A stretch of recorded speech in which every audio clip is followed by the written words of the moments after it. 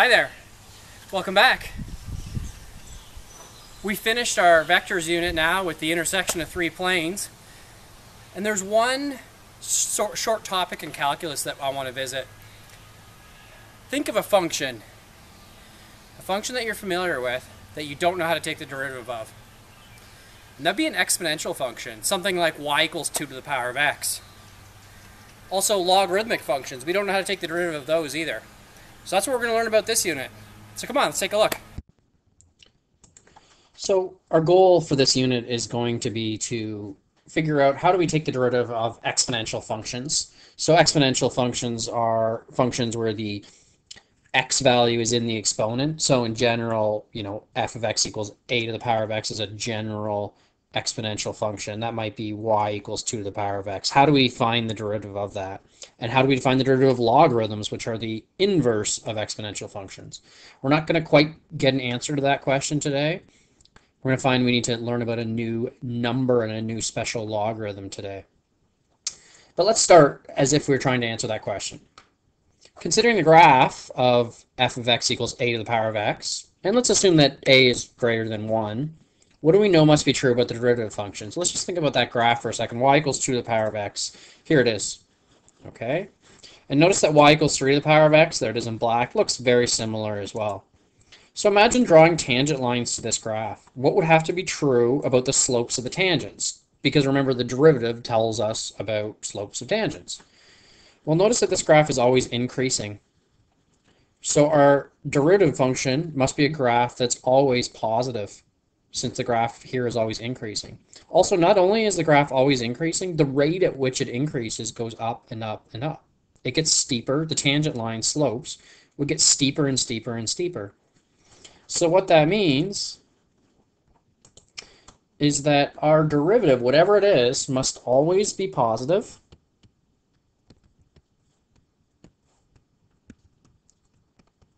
And it must always be increasing. What kind of graph is always positive and always increasing? Well, an exponential function with a greater than 1 is always positive and always increasing. So it's probably not going to be a shock that we're going to find out that the derivative of an exponential function is in fact another exponential function. Okay, let's start with first principles.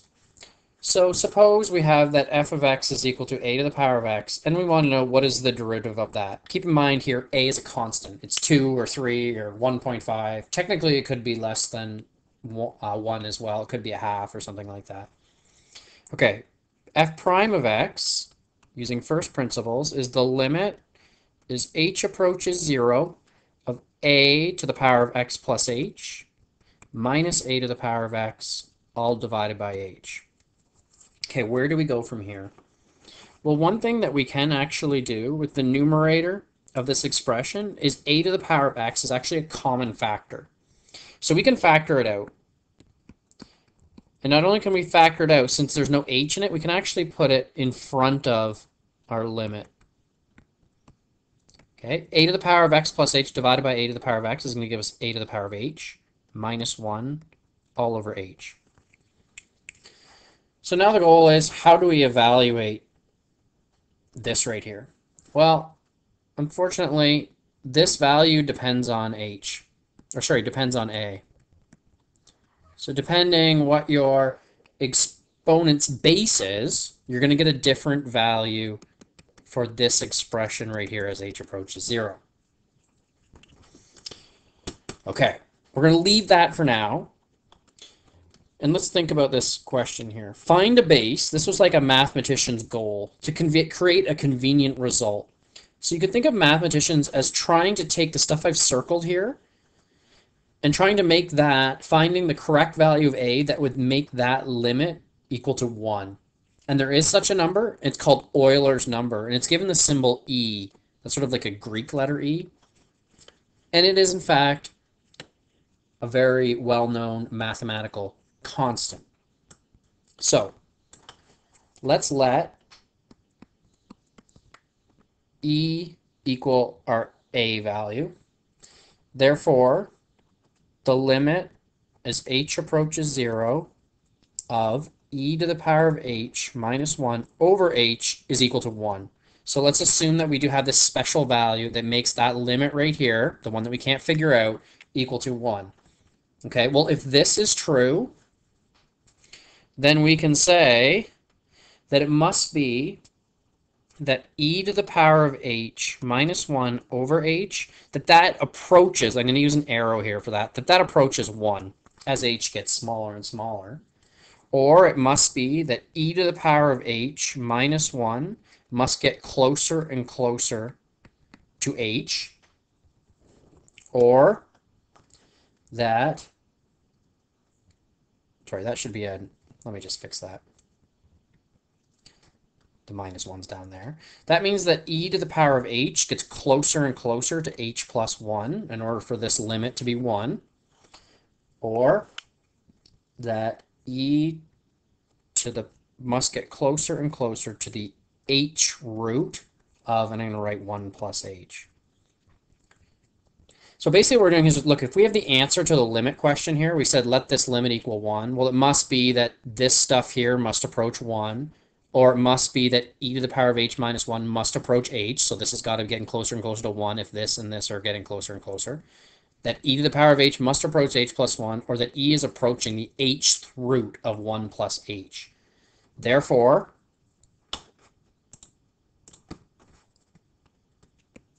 the limit as h approaches 0 of 1 plus h to the power of 1 over h is equal to e.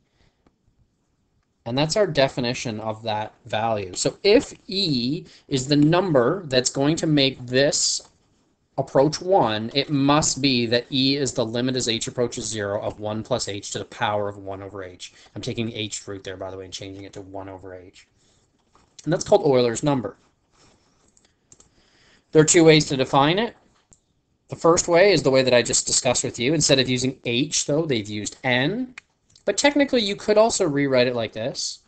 Instead of n approaching 0, you could say n approaches infinity. And instead of having n, you then have 1 over n. So they're the same definition. So as an example, imagine n was like, I don't know, 0.001. So e might be approximately 1 plus 0.001 to the power of 1 over 0.001, or 1.001 to the power of 1,000. Okay, 1 divided by 0.001 is 1,000, which is approximately 2.7169 something. So it gives you an idea what e gets closer and closer to. As it turns out, E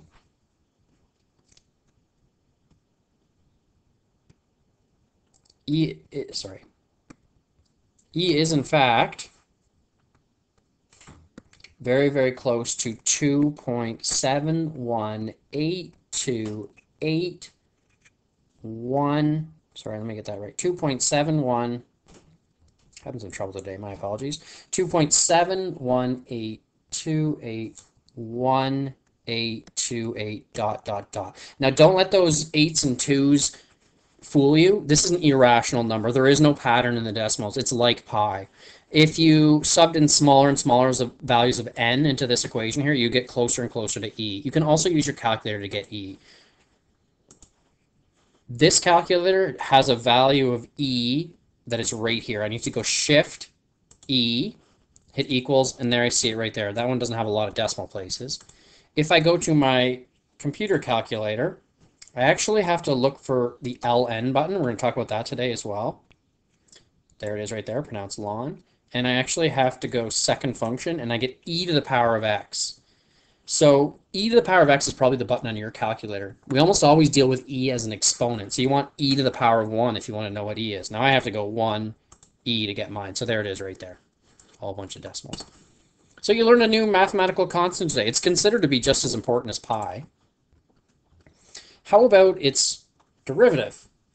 Okay, well, f prime of x is equal to the limit as h approaches 0 of e to the power of x plus h minus e to the power of x all over h. This is like the derivative we just did, only instead of having a, we have e, and this should work out really nicely. Again, we can factor out the e to the power of x, and we get e to the power of h, take away 1, all over h. Well, remember that this stuff right here, we decided to make that equal to 1. So that's actually just equal to 1. And we just end up with e to the power of x times 1, or e to the power of x. So if f of x is equal to e to the power of x, its derivative is actually itself.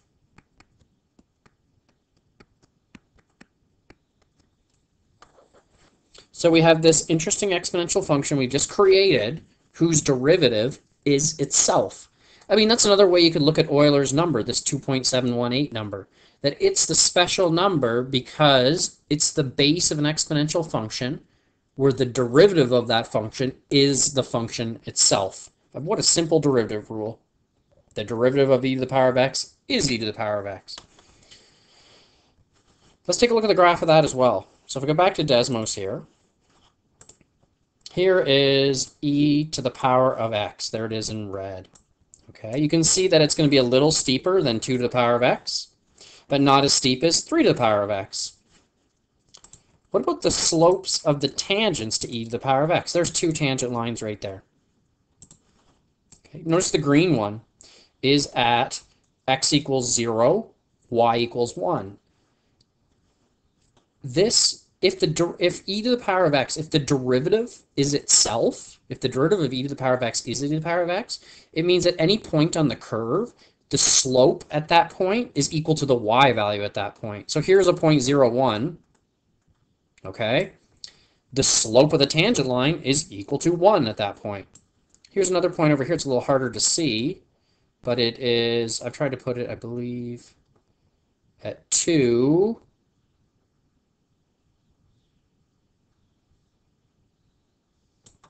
Of course, I can't get that correct. That's okay. At the point x equals 2, there it is, 2, we have the point 2, we'll say 7.4. The slope of that tangent line there in blue is also 7.4, or e squared, which is 7.4. So for the graph of f of x equals e to the power of x, the slope of the tangent line anywhere on the graph is equal to the y value of that point.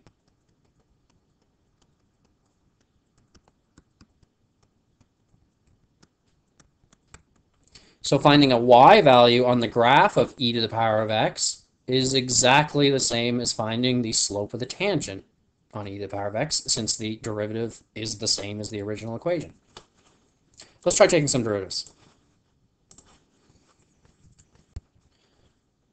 Okay, so you need to remember as you do these derivatives that if y is equal to e to the power of x, then dy by dx is also equal to e to the power of x. So what about if I have y equals e to the power of negative 3x? Well, that's now a function within a function.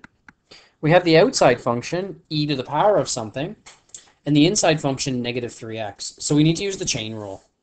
So dy by dx, okay, the derivative of an e to the power of something is itself. So dy by dx is e to the power of negative 3x. That's using this rule right here, times the derivative of the inside function, which is negative 3. So here, our final derivative is negative 3 e to the power of negative 3x. Sometimes you'll see people write this instead. If y is equal to e to the power of u, then dy by dx is equal to e to the power of u times du by dx. That's just combining the rule for Euler's number with the chain rule.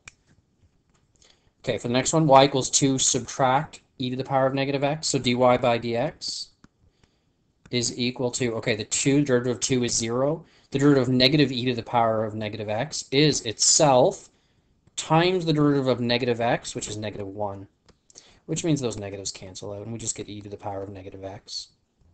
Notice that can also be written as 1 over e to the power of positive x.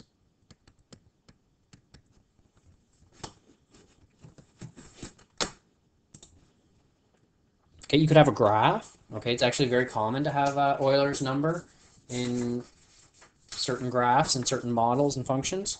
So let's take the derivative of this. Now the first thing we need to do is look at 2x times e to the power of x. We're going to have to use the product rule to take that derivative. So the derivative of 2x is 2 times e to the power of x plus the first factor 2x times the derivative of e to the power of x, which is just e to the power of x. Okay, subtract the derivative of e to the power of x, which is e to the power of x. Now we're looking for critical points, so we want to know when dy by dx is equal to 0. And we can do that by factoring this. So there's a common factor of e to the power of x, and we get 2 plus 2x minus 1, or e to the power of x times 2x plus 1.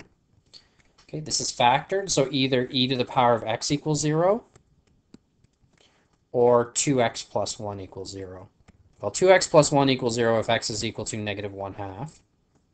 But notice that e to the power of x cannot be 0.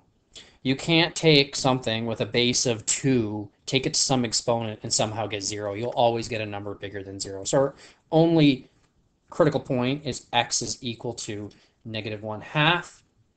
If x is equal to negative 1/2, then y would be equal to 2 times negative 1/2, just subbing that into the equation, times e to the power of negative 1/2, subtract e to the power of negative 1/2,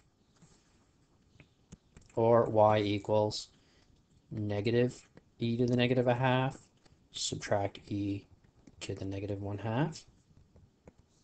Those are actually like terms, so you've really got negative 2e to the negative 1/2, or negative 2 over the square root of e. And there's our one critical point, negative 1/2, comma, negative 2 over the square root of e.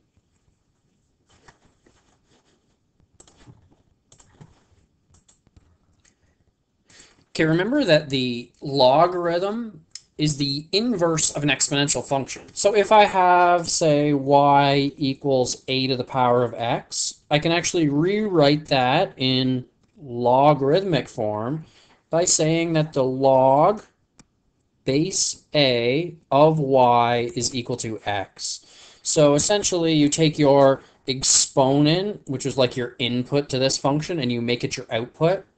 Your base is the base of the logarithm, and then your answer becomes the argument, or this part of the logarithm. So, for example, if 2 to the power of 5 is equal to 32, in logarithmic form, you can say, okay, the log base 2 of 32 is equal to 5. Sometimes I like to write something like that down when I'm dealing with logarithms, just to remember what's going on. Okay, so if y equals e to the power of x is an exponential function, then it must have an inverse, and that would be log base e of x. That logarithmic base is used so often, it has its own notation. Y equals, and the ln is pronounced ln, and that's referred to as the natural logarithm. You do have a ln button on your calculator, and you can evaluate the natural logarithm of any number. In fact, you can use it instead of the log button. So last year we solved questions like, say, 2 to the power of x equals 50 by taking the log of both sides. Sorry, let me do this correctly.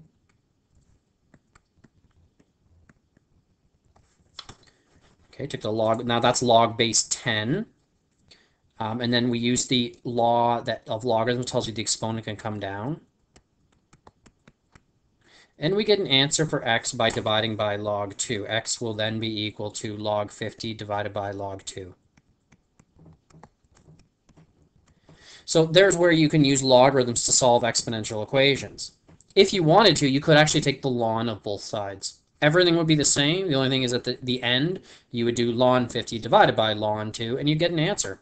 Why do you usually use log base 10? Because your calculator has a button for it. But your calculator also has a button for log base e, so you could use that instead.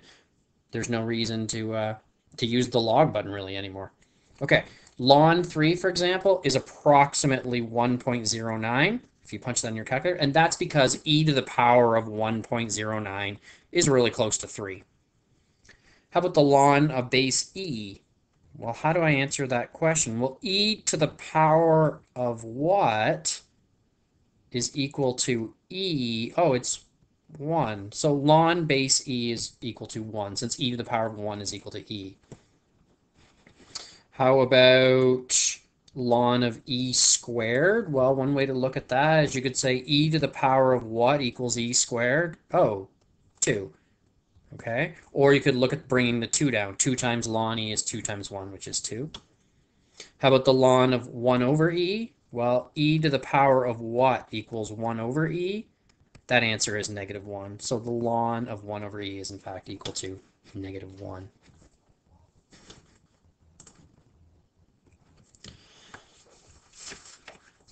We actually need to look at these two functions in order to find derivatives of every exponential function. So for example, ultimately we'd like to know the derivative of this function right here, but we need to understand the natural log and Euler's number in order to do that, just so you know why we're doing this. Let's look at the derivative of y equals ln x. How do we do that? How do we find the derivative of y equals ln x? We don't actually need first principles. Every time you have a logarithmic statement, you can write an exponential statement. And it's not a bad idea to try it. This says that e to the power of y is equal to x. And I can take the derivative of that. Let's start with the derivative of the right side. The derivative of the right side, the derivative of x, is just equal to 1. How about the derivative of e to the power of y? We actually need a bit of implicit differentiation.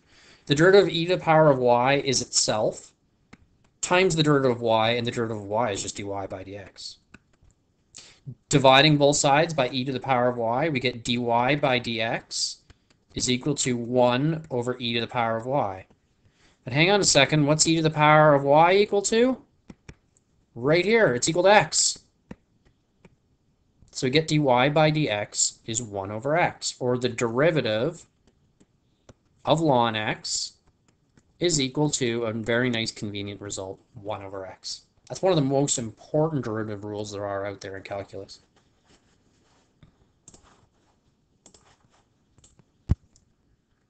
Of course, once we have that result, we can take the derivative of all sorts of different logarithmic functions involving the natural logarithm involving ln. So y equals ln of 3x squared. Again, it's the chain rule. We've got an inside function here, 3x squared. So we take the derivative with respect to that inside function.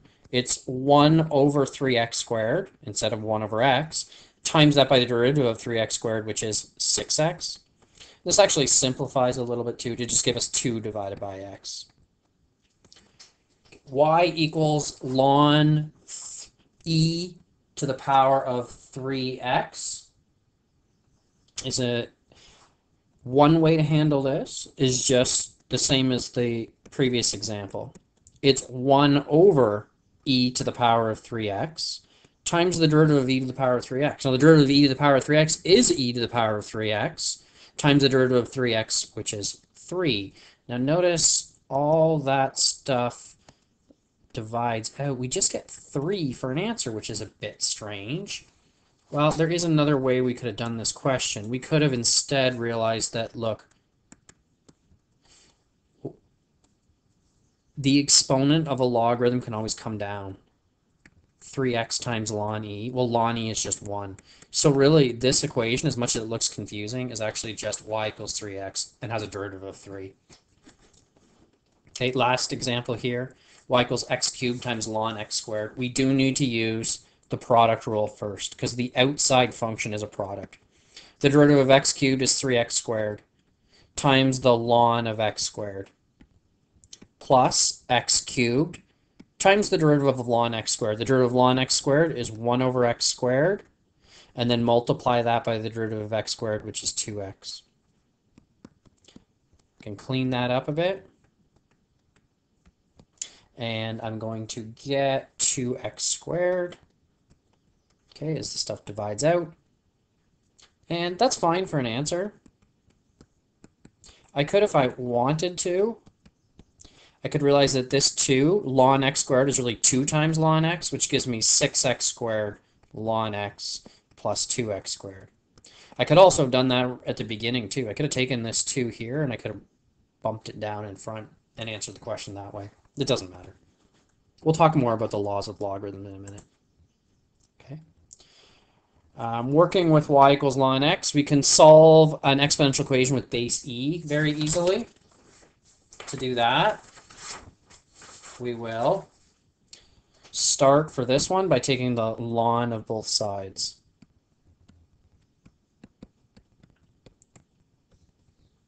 Okay. And then we're allowed to bring that down and get 3x ln e equals ln 15, or 3x equals ln 15